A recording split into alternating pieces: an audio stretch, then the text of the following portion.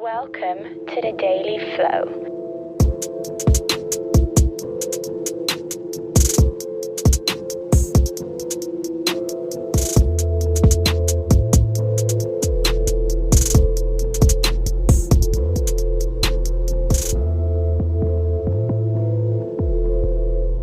Please welcome your host, John Coleman. Welcome, everyone. Welcome to the Daily Flow podcast, where you can ask questions about Kanban, Scrum, Lean UX, Nexus, and less. There's usually no shortage of improvement ideas. Not sure if you've noticed that. But how many improvements are we actually making? And so what we're going to talk about today is, is there another question that we could ask? Like, for example, what's the smallest thing that we can change?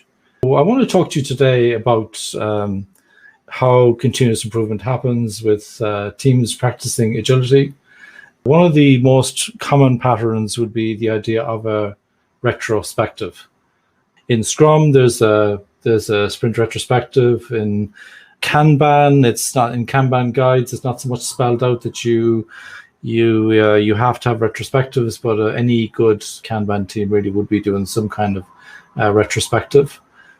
In addition to that, in other approaches like Nexus, for example, you got multiple teams working together. Nexus is probably the simplest pattern on the planet, really, for getting multiple teams working together.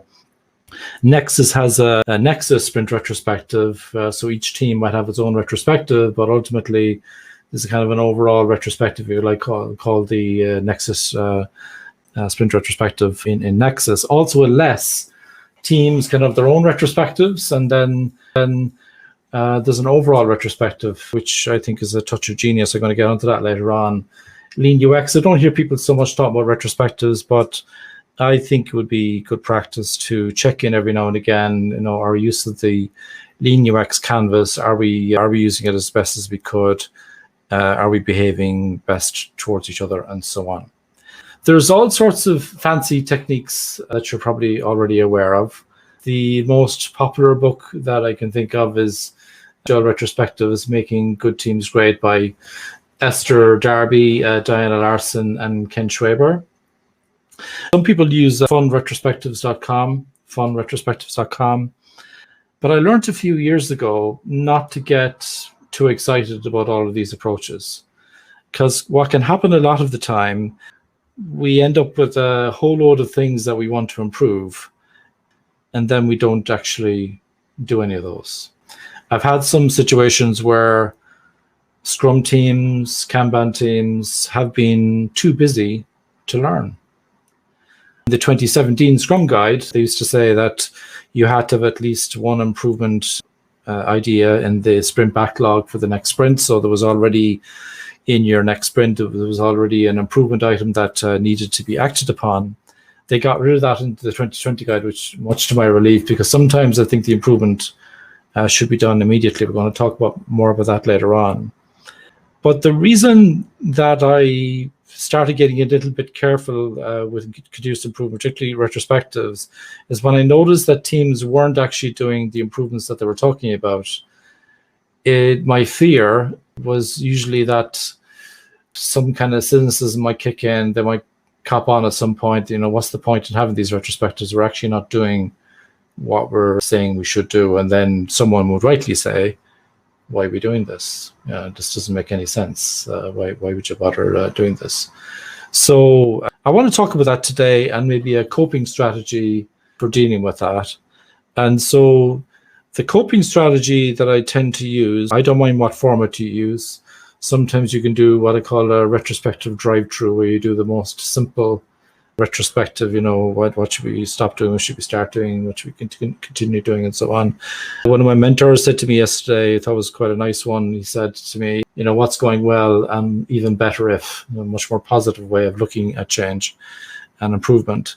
But what I ask teams to do is, when they're, whatever technique they're using, can they identify which of these improvement items are actually within their control, within their sphere of influence, if you like. which improvements are actually beyond sphere of influence, beyond their control. There's a couple of reasons for that. What I say to people, when I used to say to people when I was inside the building, I used to say, do you think the receptionist on the ground floor is going to change because you want her to change? And they all look at each other and they realize, no, they don't. That's ridiculous. So why do we expect people outside the room to change just because we think it's a great idea? They need to change. They need to want to change themselves. So if there's other people who need to do some change, well, maybe if you're using Scrum, for example, the Scrum Master and managers in the less context could go and talk to those people and understand if maybe some change is possible. But we shouldn't really let the teams off the hook in terms of like there might be some things that we could actually improve. And so I think it's really important to say, okay, what's within our control and what's out of our control. In other words, it's something in your control, just go ahead and do it. So I want to talk to you about something because essentially, when people say they want improvement, we need to be realistic, I think, about how much improvement is really possible. I read a book called The Spirit of Kaizen, Creating Lasting Excellence One Step at a Time by Robert Maurer. There was an idea in the book that really struck me. I'll kind of paraphrase what was basically said in the book. Essentially, what they're saying is when we were Stone Age men and women, and if we were in the middle of India somewhere and there was some tiger about 100 meters away, you wouldn't say, well, I wonder, should I run? You just run. So your amygdala at the base of your brain, top of your spine would kick in and you would just run. But apparently, when there is a large change, like something that's a big amount of work, it also triggers the amygdala. So we metaphorically get our spears out to kill that change, to kill that improvement.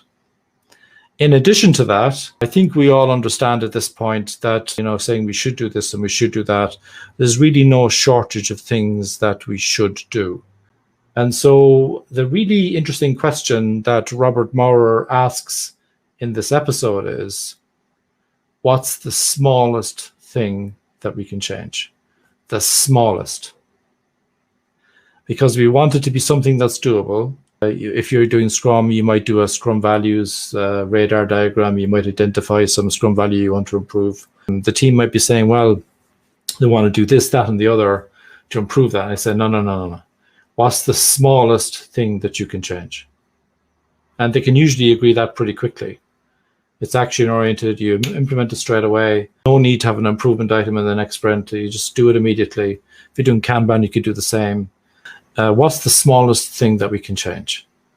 And what I can tell you is, since I started implementing that as an approach, the teams who do that, they do that smallest change. Then in the next retrospective, I ask them again, what's the next smallest thing they can change? And they do that change. And then a few retrospectives in, I ask them to look back at the small things that they changed as they went along. And they surprise themselves with how much progress they have actually made. In liberating structures as well, they talk about 15% solutions where you don't have a perfect solution. You try to find something to just get you moving in the right direction. That's my little tip for you today. Ask the question, what is the smallest thing that you can change? There's loads of things that we should be doing. We don't do them a lot of the time unless we've got really, really good willpower. Delivery kind of gets in the way. I've had some stories where a product owner, for example, in a large bank in the UK, after 3 retrospectives where I got loads of compliments about how cool the retrospective was and the different techniques I used and so on and so forth, I got a little bit tired because I had to remind her 3 times after the 3rd retrospective about improvements that they committed to do in the next sprint. Just one, I think there was just one improvement. And the 3rd reminder, the item was added into the sprint. And then I went on a day's holiday, which I don't take many holidays. And when I came back, asked what happened because the item was no longer there on the sprint backlog. The reason Scrum. I was told, yeah, we got a tap on the shoulder. We're too busy we need to deliver here. We need to focus on delivery. So it's a bit of a kind of a hamster wheel situation when you're really just too busy to learn, too busy to improve. And the essence of agility is continuous improvement. And if you're not doing that, there's something wrong. You need to maybe just do a little bit of recalibration of where you are in terms of how agile you really are. So that's my little nugget for today. What's the smallest thing that you can change? Got a question for us?